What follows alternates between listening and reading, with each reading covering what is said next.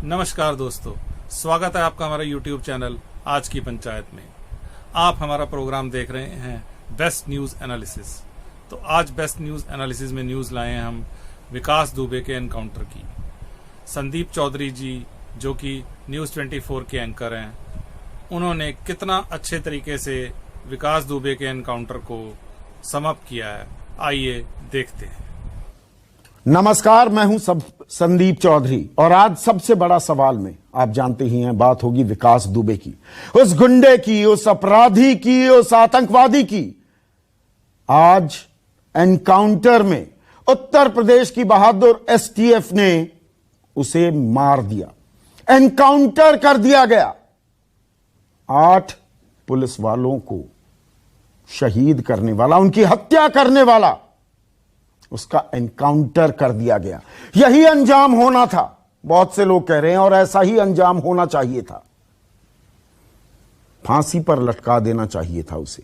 Encounter हो गया, बहुत अच्छा हुआ, ये बहुत सारे लोग कहेंगे। लेकिन, और ये बड़ा लेकिन है, हत्या भी हुई है। और मैं इस एनकाउंटर को हत्या नहीं कह रहा, मैं कह रहा हूं लोकतंत्र की भी हत्या हुई है, हमारी कानून व्यवस्था की भी हत्या हुई है, जांच पड़ताल की भी हत्या हुई है, सबूतों की भी हत्या हुई है। विकास दुबे खत्म, सारे राज दफन। किसका गुर्गा था, किसके इशारे पर फला फूला, इतना बड़ा हो गया, इतनी हिम्मत हो गई, ऐसी हिमाकत हो गई कि 8 पुलिस वालों को गोली मार दे, उनकी हत्या कर दे, सीओ की कुल्हाड़े से मार मार कर उनकी मौत हो जाए। ये दम्भ और ये दम उसे कहां से मिला? क्या ये सारे राज आज दफन हो गए हैं? और मैं ये नहीं कह रहा हूं कि ऐसे अपराधी, ऐसे आतंकवादियों की कोई ह्यूमन राइट्स होनी चाहिए, लेकिन हमारा एक लोकतंत्र है, हमारी एक न्यायिक व्यवस्था है, कानून व्यवस्था है, वो सख्त से सख्त सजा देती, हम सारे मिलकर ताली बजाते। लेकिन जो ये हो रहा है, इसके बारे में अंग्रेजी की एक फेमस सेइंग है, उसका हिंदी तर्जुमा मैं आपके सामने पेश कर रहा हूं।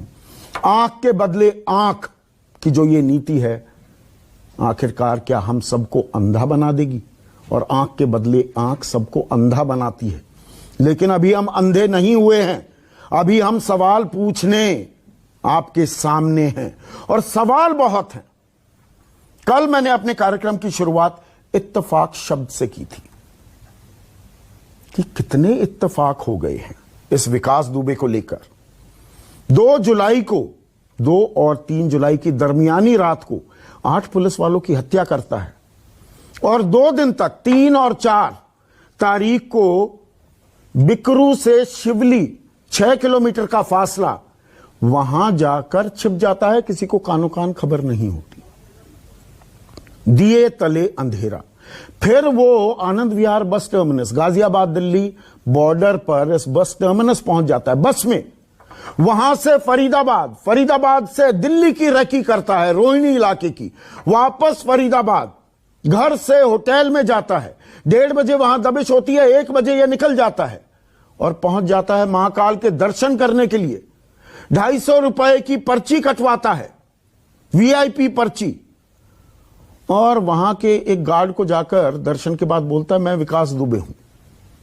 पुलिस वाले थप्पड़ मारते हैं, गाड़ी में बिठा लेते हैं। तब मैंने कहा था, यह पुलिस थप्पड़ नहीं जड़ रही है विकास दुबे पर, विकास पुलिस पर थप्पड़ जड़ रहा है। अब यह इत्तेफाक का सिलसिला और बढ़ा कल रात से। और यह कैसे बढ़ा? कल रात को जब उज्जैन से एसटीएफ, यूपी एसटीएफ उसे उत्तर प्रदेश के लिए ले जाने के लिए निकली, तो वहां पर मौजूद डीवाईएसपी से पत्रकारों ने पूछा कि यह महफूज पहुंच जाएगा ना? तो डीवाईएसपी कहता है, आई होप नॉट। उसके बाद 4 गाड़ियों के काफिले में उज्जैन से इस दुर्दांत अपराधी को लाया जाता है। 4 के बदले ये 3 गाड़ियां हो जाती हैं, 4 के बदले 3 हो जाती हैं, बीच में गाड़ियां बदल जाती हैं, एक काली स्कॉर्पियो भी आ जाती है। अब जो मैं दिखा रहा हूं आपको, एक सफारी, एक TUV 300 और एक काली स्कॉर्पियो। ये झांसी होकर गुजरती है, फिर जालौन का टोल प्लाजा ये कवर करती है, और उसके बाद कानपुर देहात के टोल प्लाजा पर बहुत से पत्रकार दावा करते हैं कि शिनाख्त हो गई। विकास दुबे नीली धारी वाली टी-शर्ट में सफारी गाड़ी में आगे बैठा था। अब क्या होता है, कानपुर देहात के टोल प्लाजा से आगे निकलते हैं। मीडिया वाले इस काफिले का लगातार पीछा कर रहे थे। मीडिया वालों को 10-12 किलोमीटर के बाद वहां रोक दिया जाता है, ट्रक अड़ा दिए जाते हैं, गाड़ियां सड़क के बीच में खड़ी कर दी जाती हैं। मीडिया वालों को आगे नहीं जाने दिया जाता। और जो सवाल पूछे मीडिया वालों ने वो मैं आगे आपको दिखाऊंगा। अभी इत्तेफाक की कहानी आपको बता रहा हूं। मीडिया रोक दिया जाता है, ये इत्तेफाक देखिए, गाड़ियां बदल जाती हैं, ये भी इत्तेफाक आपने गौर किया होगा। यहां मीडिया वालों को रोक दिया गया और उससे कुछ ही दूरी पर TUV 300 एक गाड़ी पलट जाती है। बारिश हो रही थी। यह बात और है कि जो ये पलटी हुई गाड़ी दिखा रहा हूं, यहां पर सड़क पर अगर गाड़ी पलटती है, वो वहां पर सड़क पर टायरों के निशान होंगे ना, अगर बैलेंस लूज किया है। कोई निशान नहीं, गाड़ी पलट जाती है। विकास दुबे एक बंदूक छीनकर, एक पिस्टल छीनकर बाहर निकल जाता है और पुलिस वाले उसका एनकाउंटर कर देते हैं। अब ये जो गाड़ी पलटी हुई है, इस पर गौर कीजिएगा। इसके ना तो शीशे टूटे हुए, पीछे की तरफ से भी देखेंगे शीशे जस के तस हैं। तो ये इनमें से निकल कैसे गया? इत्तेफाक देखते जाइएगा। अब ये इतना दुर्दांत अपराधी, 8 पुलिस वालों को मारने वाला, हत्या करने वाला, हथकड़ियां होंगी ना इसके हाथ में, हाथों में हथकड़ियां थी, तो ये पुलिस वालों से पिस्टल छीन कर कैसे भागा? और भागा तो इसके सीने में 3 गोलियां कैसे लगी? एक हाथ में 3 सीने में। अगर भाग रहा है तो पीछे से गोली लगेगी। अब आप पलट कर कह सकते हैं कि नहीं, वो गोलियां चला रहा था आमने सामने, तो वहां गिरा भी होगा।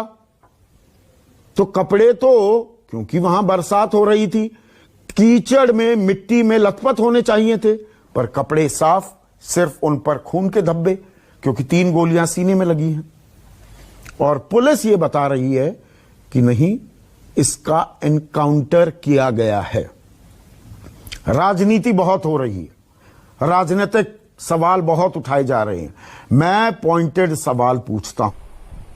तो मित्रों, आपने देखा संदीप चौधरी जी ने कितने अच्छे तरीके से बताया हमें कि विकास दुबे का एनकाउंटर किस प्रकार हुआ और पॉलिटिशियंस और पुलिस वाले किस तरह से मिले होते हैं। तो दोस्तों, देखते रहें हमारा चैनल आज की पंचायत। लाइक करें, शेयर करें, सब्सक्राइब करें, ताकि आपको इसी तरह से अच्छे प्रोग्राम देखने को मिले।